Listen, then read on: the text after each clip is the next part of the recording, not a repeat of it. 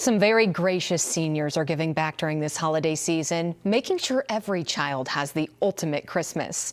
A group of friends at Bloomfield Senior Living bought clothes and toys for 6 families facing financial hardship. Over the last 26 years of the program, 42,000 people have received help over the holidays. With the recent government shutdown, the holiday program saw a sizable increase, about 18%. Difficult for everybody to make sure that our bills are getting paid and that the dollar is stretching. Mary Lou stepped up and she showed us exactly the grit of what is Nebraska.